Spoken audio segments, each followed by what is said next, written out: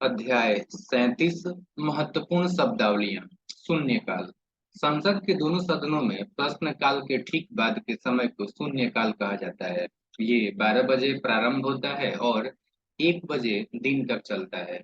शून्यकाल का लोकसभा या राज्यसभा की प्रक्रिया तथा संचालन नियम में कोई उल्लेख नहीं है। इस काल अर्थात 12 से 1 बजे के समय को जो है शून्यकाल का नाम समाचार पत्रों द्वारा दिया गया।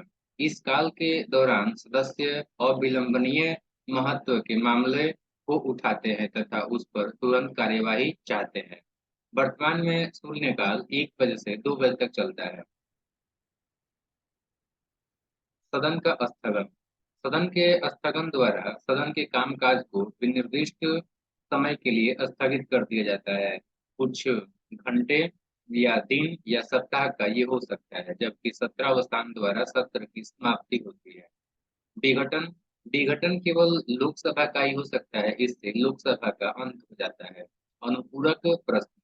सदन में किसी सदस्य द्वारा अध्यक्ष की अनुमति से किसी विषय जिसके संबंध में उत्तर दिया जा चुका है कि स्पष्टीकरण हेतु अनुपूरक प्रश्न पूछने की अनुमति प्रदान की जाती है। तारांकित प्रश्न। जिन प्रश्नों का उत्तर सदस्य तुरंत सदन में चाहता है उसे तारांकित प्रश्न कहा जाता है। तारांकित प्रश्नों का उत्तर मौखिक दिया जाता है तथा तारांकित प्रश्नों के अनुपूरक प्रश्न भी पूछे जा सकते हैं। इस प्रश्न का पर जो है तारा लगाकर अन्य प्रश्नों से इसका भेद किया जाता है। अतारांकित प्रश्न। जिन प्रश्नों का उत्तर सदस्य लिखित चाहता है उन्हें अतारांकित प्रश्न कहा जाता है। अतारांकित प्रश्न का उत्तर सदन में नहीं दिया जाता है और इन प्रश्नों के अनुपूरक प्रश्न नहीं पूछे जाते। 7वां स्थगन प्रस्ताव। स्थगन प्रस्ताव पेश करने का मुख्य उद्देश्य किसी अविलंबनीय लोक महत्व के मामले की ओर सदन का ध्यान आकृष्ट करना है। जब इस प्रस्ताव को स्वीकार कर लिया जाता है तब सदन अविलंबनीय लोक महत्व के निश्चित मामले पर चर्चा करने के लिए सदन का नियमित कार्य रोक देता है। इस प्रस्ताव के पेश करने के लिए न्यूनतम 50 सदस्यों की स्वीकृति आवश्यक है। अल्प सूचना प्रश्न। जो प्रश्न अविलंबनीय लोक महत्व का हो तथा जिन्हें साधारण प्रश्न के लिए निर्धारित 10 दिन की अवधि से कम सूचना देकर पूछा जा सकता है उन्हें अल्प सूचना प्रश्न कहा जाता है। संचित निधि। संविधान के अनुच्छेद 266 में संचित निधि का प्रावधान है। संचित निधि से धन संसद में प्रस्तुत अनुदान मांगों द्वारा ही व्यय किया जाता है। राज्यों के को जो है करों शुल्कों में से उनका अंश देने के बाद जो धन बचता है निधि में डाल दिया जाता है। राष्ट्रपति, उपराष्ट्रपति, नियंत्रक एवं महालेखा परीक्षक आदि के वेतन और भत्ते इसी निधि से भरित होते हैं। आकस्मिक निधि। संविधान के अनुच्छेद 267 के अनुसार भारत सरकार का एक आकस्मिक निधि की स्थापना करेगा। इसमें जमा राशि का व्यय विधि द्वारा स्थापित प्रक्रिया के अनुसार किया जाता है। संसद की स्वीकृति के बिना इस मद से धन नहीं निकाला जा सकता। विशेष परिस्थितियों में राष्ट्रपति अग्रिम रूप से इस निधि का धन निकाल सकते हैं। आधे घंटे की चर्चा। जिन प्रश्नों का उत्तर सदन में दे दिया गया हो उन प्रश्नों में से उत्पन्न होने वाले मामलों पर चर्चा लोकसभा में सप्ताह के 3 दिन यथा सोमवार, बुधवार और शुक्रवार को बैठक के अंतिम आधे घंटे में की जा सकती है।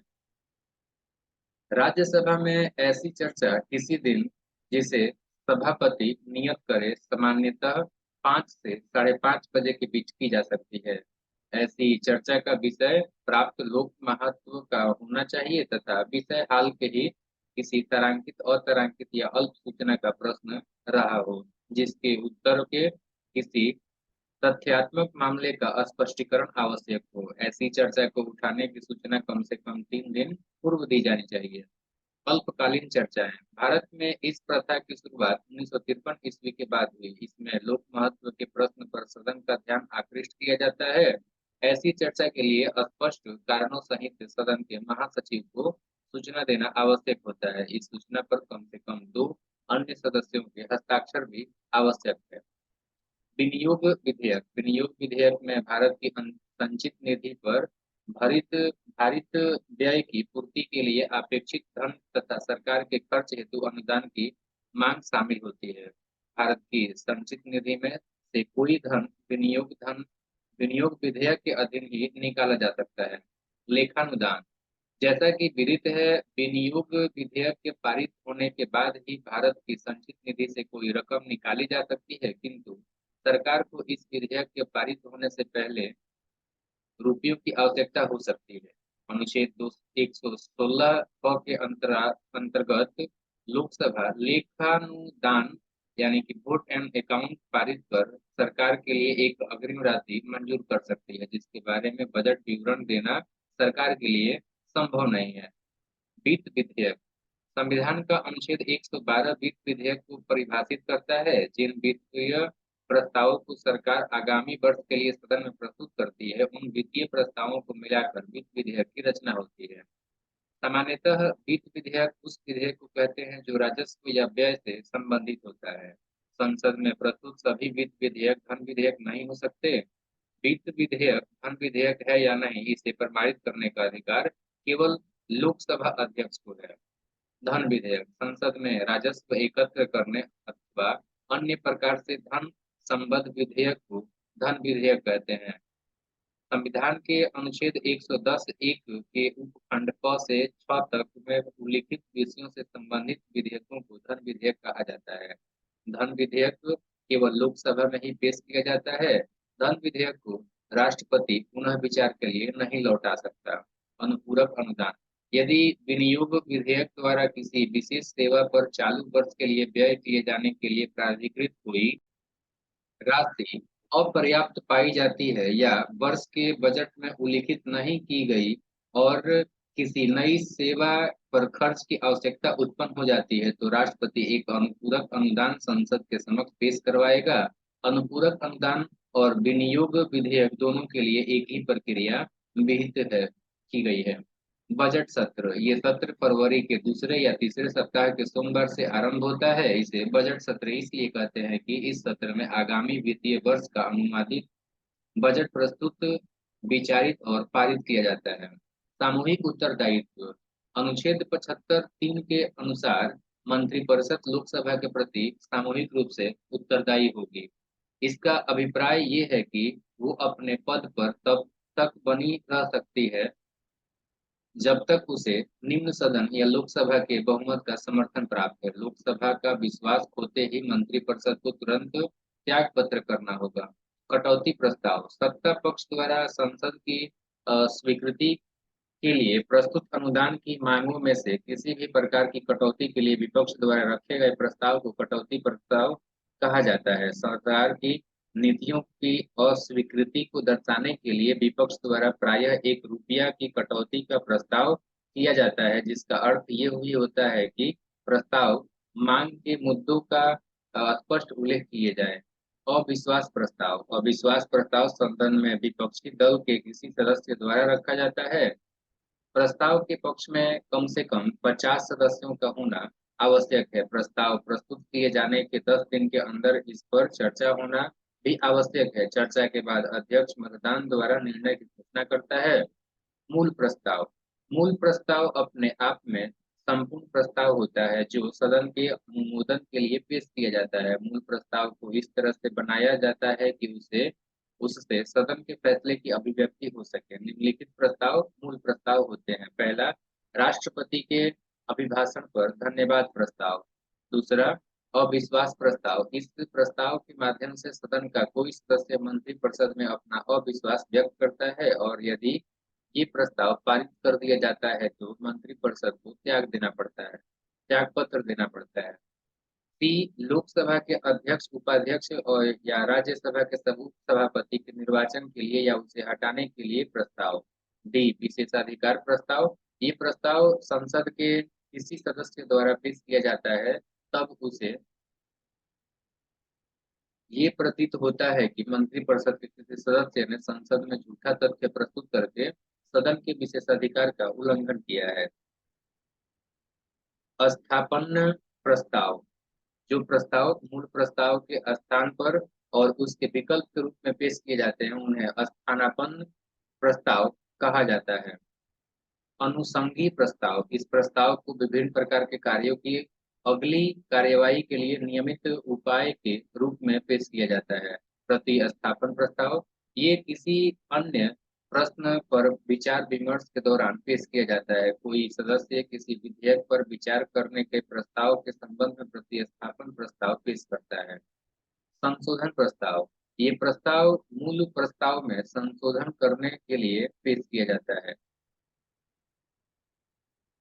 अनियमित दिन वाले प्रस्ताव इस प्रस्ताव को अध्यक्ष द्वारा स्वीकार या अस्वीकार किया जा सकता है, लेकिन उस प्रस्ताव पर विचार विमर्श के लिए कोई समय नियत नहीं किया जाता। उसे अनियमित दिन वाला प्रस्ताव कहा जाता है। अध्यादेश राष्ट्रपति या राज्यपाल संसद या विधानमंडल के सत्रावसान की स्थिति में आवश्यक विषयों से संबंधित अध्यादेश प्रख्यापन करते हैं।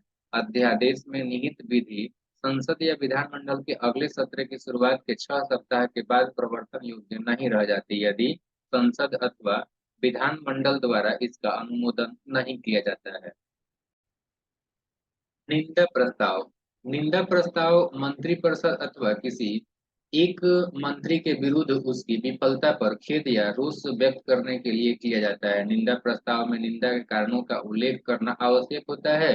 निंदा प्रस्ताव नियमानुसार है या नहीं, इसका निर्णय अध्यक्ष करता है। धन्यवाद प्रस्ताव राष्ट्रपति के अभिभाषण के बाद संसद की कार्य मंत्रणा समिति की सिफारिश पर 3 या 4 दिनों तक धन्यवाद प्रस्ताव पर चर्चा होती है। चर्चा प्रस्तावक द्वारा आरंभ होती है तथा उसके बाद प्रस्तावक का समर्थक बोलता है। इस चर्चा में राष्ट्रपति के नाम के का जो है उल्लेख नहीं किया जाता है, क्योंकि अभिभाषण की विषय वस्तु के लिए सरकार उत्तरदायी होती है। अंत में धन्यवाद प्रस्ताव मतदान के लिए रखा जाता है तथा उसे स्वीकृत किया जाता है। विश्वास प्रस्ताव बहुमत का समर्थन प्राप्त होने में संदेह होने की स्थिति में सरकार द्वारा लोकसभा में विश्वास प्रस्ताव लाया जाता है। इस प्रस्ताव का उद्देश्य ये सिद्ध करना होता है कि सदन का बहुमत उसके साथ है। विश्वास प्रस्ताव के पारित न होने की दशा में सरकार को त्याग पत्र देना आवश्यक हो जाता है। बैक बेंचर सदन में आगे के स्थान प्रायः मंत्रियों, संसदीय सचिवों तथा विरोधी दल के नेता के लिए आरक्षित रहते हैं। गैर सरकारी सदस्यों के लिए पीछे का स्थान नियत रहता है। पीछे बैठने वाले सदस्यों को ही बैक बेंचर कहा जाता है। बुलेटिन बुलेटिन वह संसदीय प्रक्रिया है जिसमें सभी मांगों को जो नियत तिथि तक न निपटाई गई हो तो बिना चर्चा के ही मतदान के लिए रखा जाता है। काकस किसी राजनीतिक दल अथवा गुट के प्रमुख सदस्यों की बैठक को काकस कहते हैं। इन प्रमुख सदस्यों के द्वारा तय की गई नीतियों से ही पूरा दल संचालित होता है। त्रिशंकु संसद आम चुनाव में किसी राजनीतिक दल को स्पष्ट बहुमत न मिलने की स्थिति में त्रिशंकु संसद की रचना होती है। त्रिशंकु संसद की स्थिति में दल बदल जैसे कुप्रवृत्तियों को प्रोत्साहन मिलता है। देश में 9वीं, 10वीं, 11वीं एवं 12वीं लोकसभा की यही स्थिति रही। नियम 193 नियम के अंतर्गत संसद सॉरी इस नियम के अंतर्गत सदस्य अत्यावश्यक एवं अविलंबनीय विषय पर तुरंत अल्पकालिक चर्चा की मांग कर सकते हैं। ये नियम 1953 में बनाया गया था।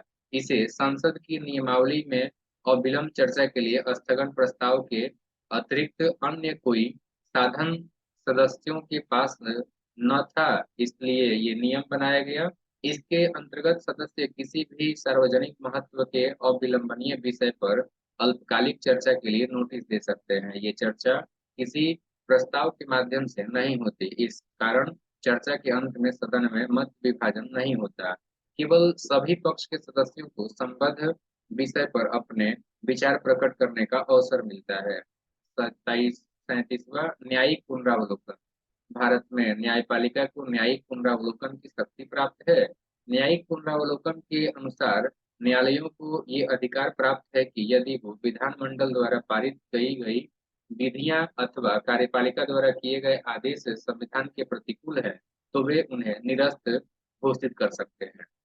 गणपूर्ति सदन में किसी बैठक के लिए गणपूर्ति अध्यक्ष सहित कुल सदस्य संख्या का 10वां भाग होती है। बैठक शुरू होने के पूर्व यदि गणपूर्ति नहीं है तो गणपूर्ति घंटी बजाई जाती है। अध्यक्ष तभी पीठासीन होता है जब गणपूर्ति हो जाती है।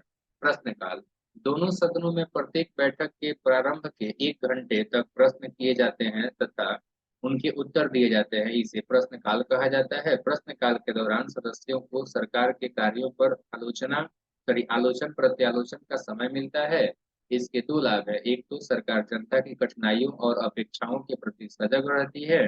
दूसरे, इस दौरान सरकार अपनी नीतियों एवं कार्यक्रमों की जानकारी सदन को देती है।